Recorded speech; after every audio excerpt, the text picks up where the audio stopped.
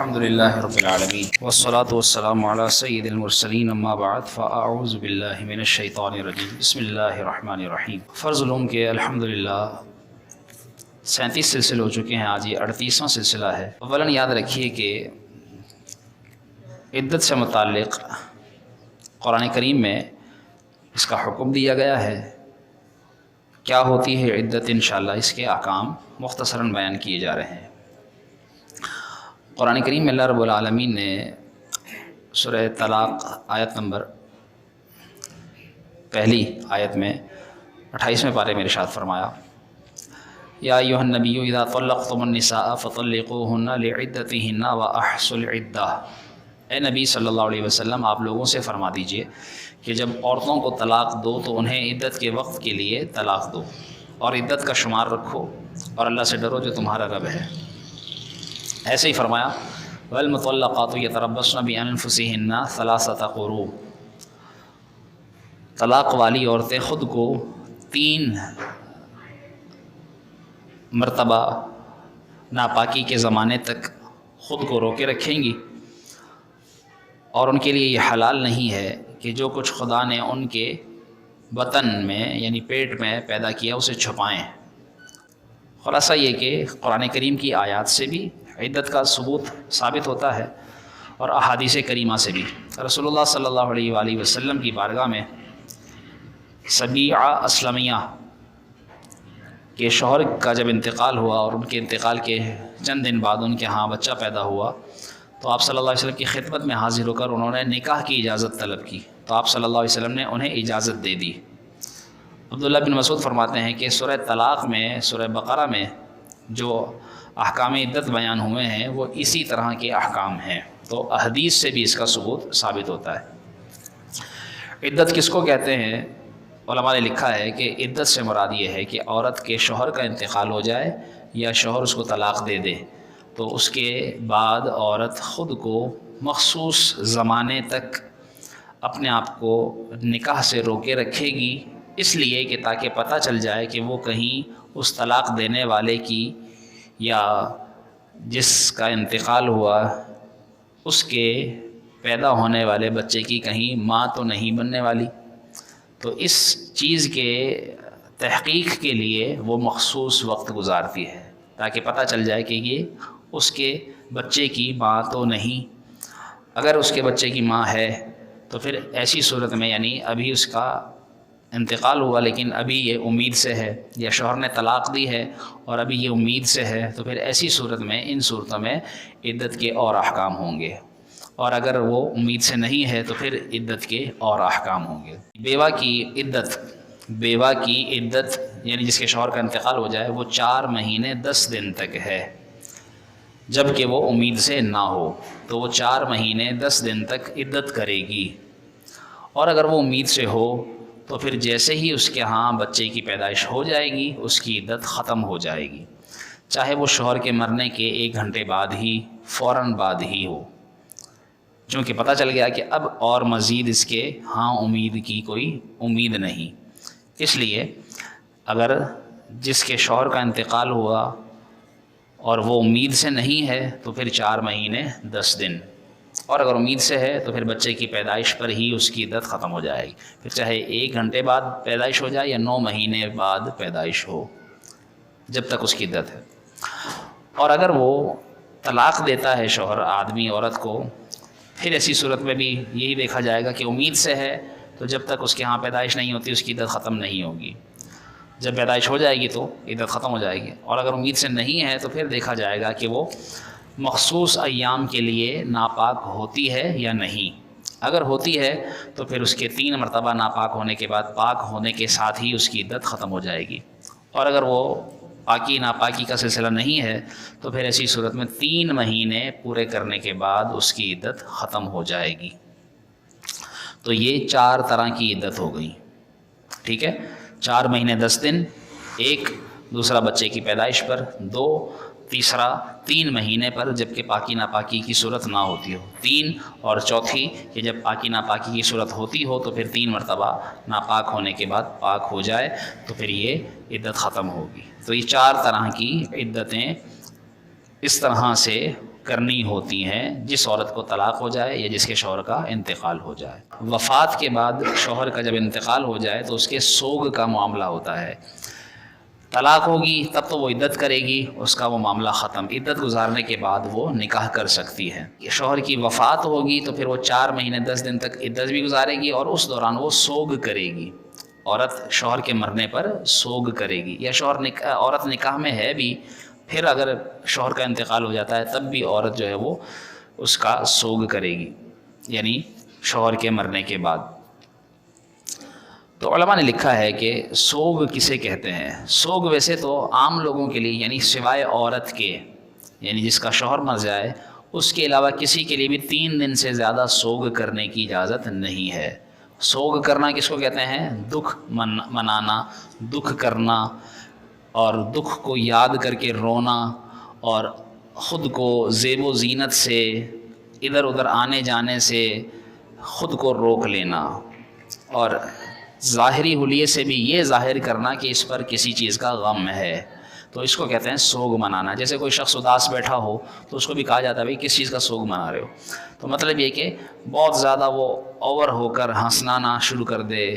ہنسی مذاق نہ کرے، ادھر ادھر گھومنے پھرنا نہ لگ جائے، تو یہ سوگ کے منافی ہے۔ اچھے اچھے کپڑے پہننا نہ شروع کر دے، اور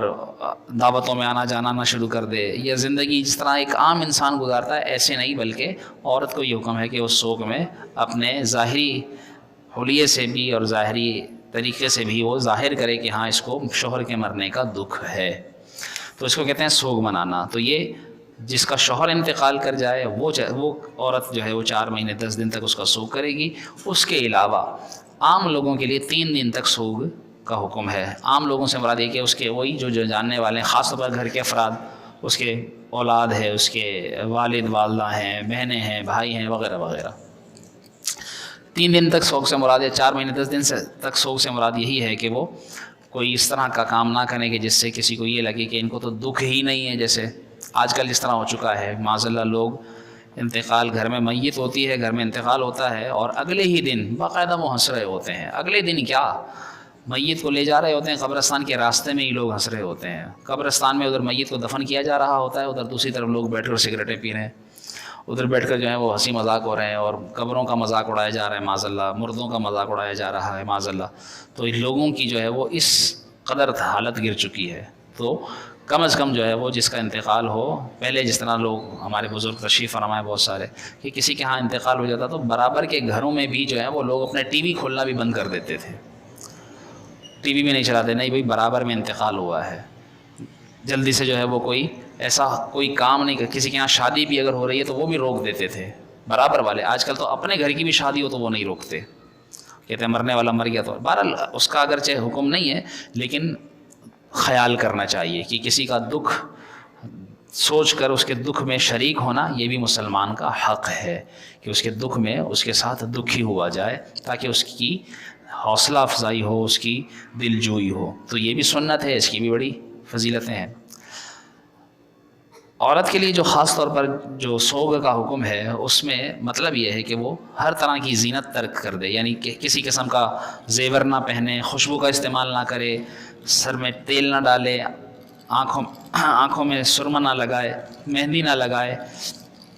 نئے نئے کپڑے نہ پہنے، یہ ساری چیزیں سوگ میں داخل ہیں کہ ایسے کام نہ کرے۔ اس کے علاوہ بعض صورتیں مستثنیٰ ہیں، جیسے اگر شوہر کا انتقال ہوا، اب اس کی بیوی کے پاس اس کے سوا اور کوئی چارہ نہیں ہے کہ اگر وہ کمانے نہ نکلی تو پیچھے اس کا کوئی کھلانے والا نہیں، اس کے پاس کچھ بھی نہیں ہے، نہ شوہر اتنی وراثت چھوڑ کر مرا ہے کہ وہ 2-4 دن 10 دن مہینہ یا عدت تک جب تک وہ سوگ کرے گی، جب تک کچھ کھا پی کے گزارا کر لیں گے، ایسا کچھ نہیں ہے اگر، تو پھر ایسی صورت میں عورت مخصوص وقت کے لیے جو اس کا کہیں نوکری کا ڈیوٹی کا ٹائم ہو، اس وقت کے لیے وہ آ جا سکتی ہے۔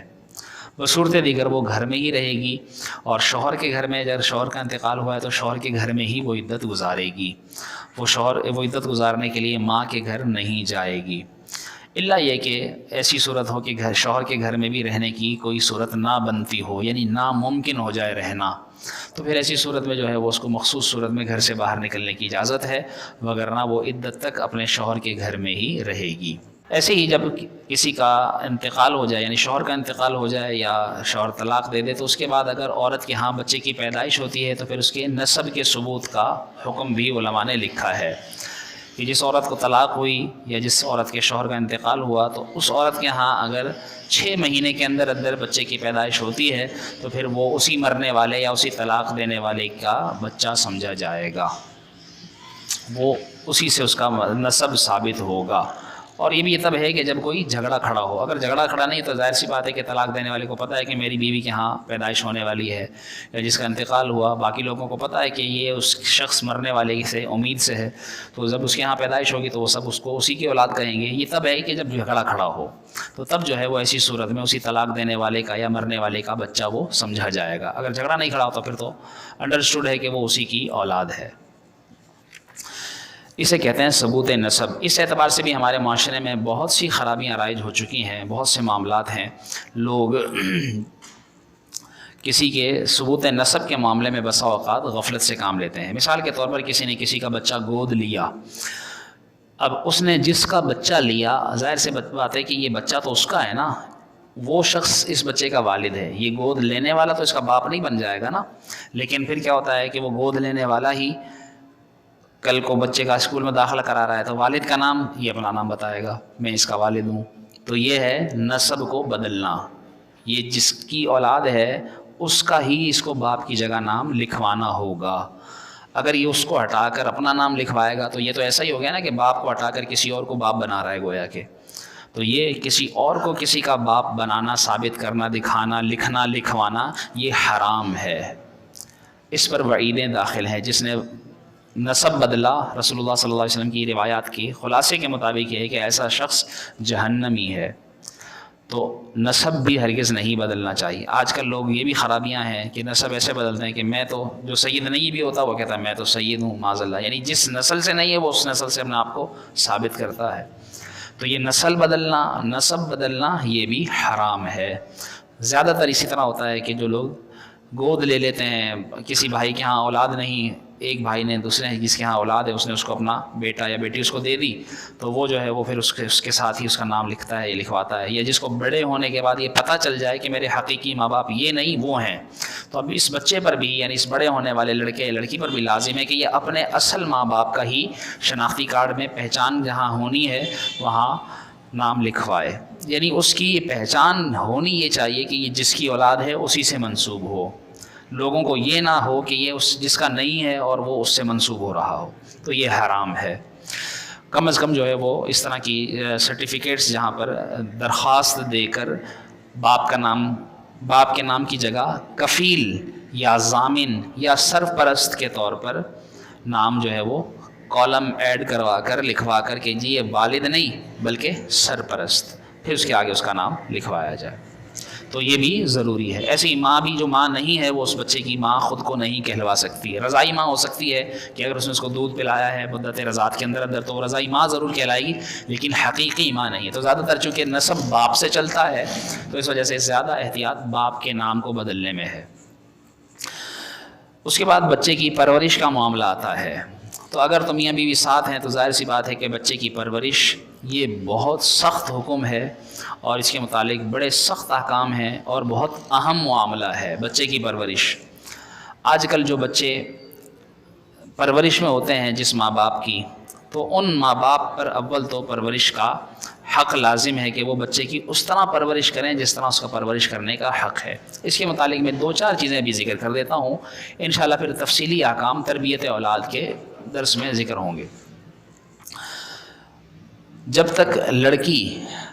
9 سال کی نہیں ہو جاتی تب تک وہ ماں کی پرورش کی وہ حقدار ہے، یعنی ماں پر لازم ہے کہ بچی کی 9 سال تک وہ پرورش کرے گی۔ پرورش سے کیا مراد ہے؟ اس کا کھانا پینا، اس کا اوڑھنا پہننا، اس کی رہائش اور اس کا جو بھی پاکی ناپاکی کا معاملہ ہو، یعنی اس کو استنجا کا طریقہ سکھانا، پاک ہونا، پاکی، یہ ساری چیزیں اس کو کھانا پینا سکھانا، یہ ماں کی ذمہ داری ہے، اسی کو پرورش کہتے ہیں، اس کو پالنا۔ 9 سال کے بعد پھر وہ عورت یعنی ماں اس کی پرورش کا حق نہیں رکھتی، اب یہ ذرا سمجھ لیجیے کہ حق نہ رکھنے سے مراد کب ہے؟ جب وہ ماں مثال کے طور پر باپ نے طلاق دے دی،